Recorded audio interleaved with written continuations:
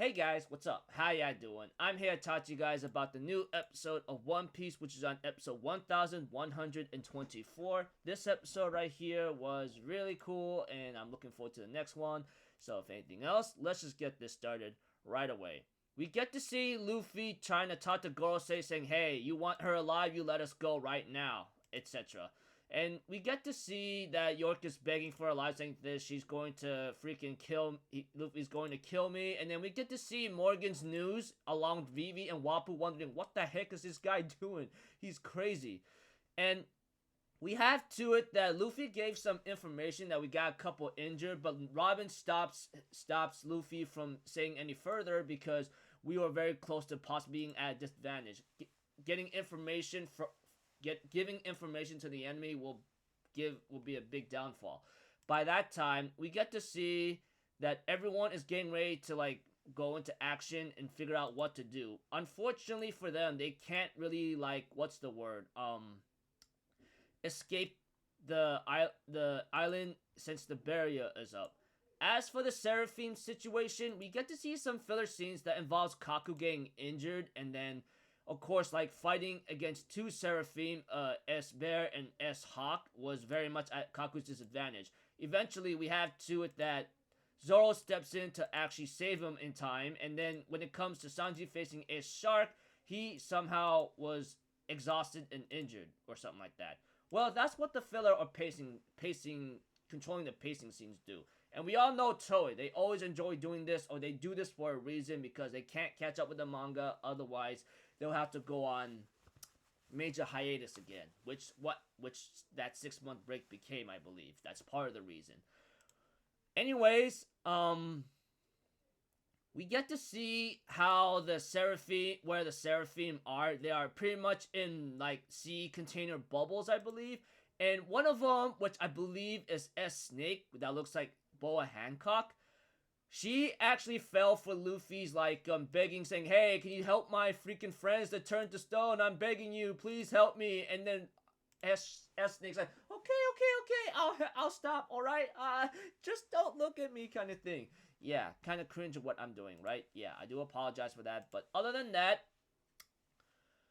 we get to see that S-Snake is the reason why Frankie and the others are pretty much unpetrified. So, yeah. Anyways, as for freaking York, she pretty much is like, haha, you can't really escape because I put the barrier up and it's under my coating. As for Lucci, he's actually trying to measure his next plan of action by analyzing the situation with Nico Robin and everyone else. And we all know that is a hint of what he's going to do. I'm not going to say anything more than that. So, we get to see that Vegapunk asks Nami about the next shipping route, and one of them is pointing at Elbaf, which apparently is what Luffy and Usopp wants to go to.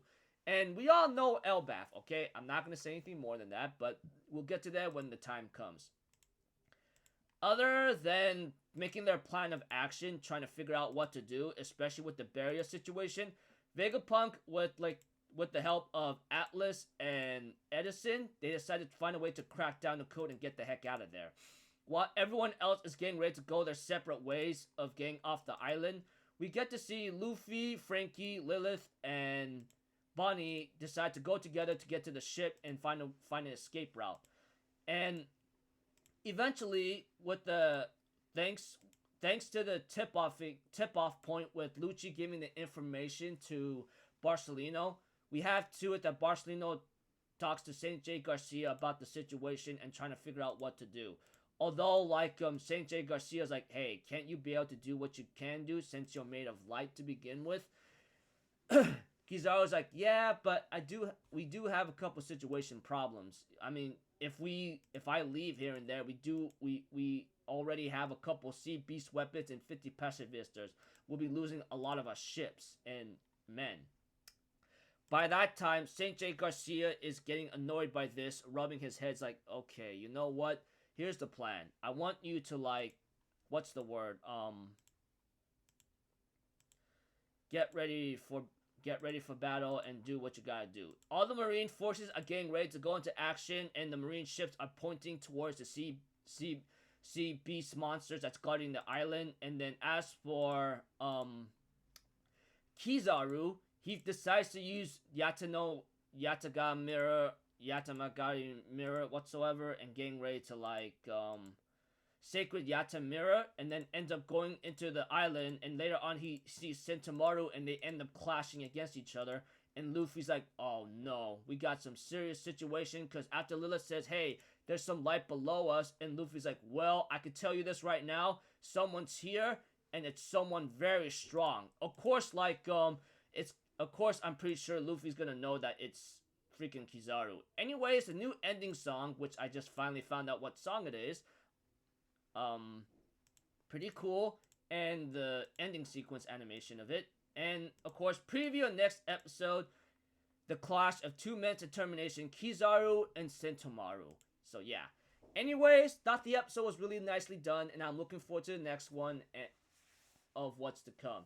So pretty much overall, without a lot of detail, Luffy and his friends get ready to go into action, trying to figure out how to escape and take separate ways for now. As for the Marines, they get ready to go into the offensive thanks to the information given by Rob Lucci himself. So we get to see that they're about to... Both sides are already making their moves. Luffy, Lilith, Bonnie, Frankie are going to the Thousand Sunny, while Kizaru enters the island and clashes against Sentomaru. We have two that Luffy's concerned about this because this guy is very strong, but we all know Kizaru's strong. I mean, he's Admiral, not to mention he's made of light, and he's a walking freaking bomb. Or he's a deadly bomb, ready to blow, ready to like launch a freaking, ready to blast you with laser beams and all that, you know? So yeah. Anyways, I thought the episode was pretty awesome, and I look forward to the next one. Although, you know, when it comes to the original, when it comes to the pacing, it's always going to be a problem, but that's just Toei, so I'm used to it already. Other than that, some anime filler scenes that involves like some extended scenes of what happened with the Seraphim is a little conflicting, considering that is questionable. Anyways, that's about it, people. Hope you guys enjoyed the episode as much as I did, and from now on, I guess the episodes will be released Sunday morning, 8:45 a.m. PS Pacific time zone, or maybe much later if you're in a different time zone. Anyways, look, see you guys later. I'm Alpha Zero. Have a good day. I'll see you guys next time, alright? Peace out. Bye-bye. Toot-toot-toot!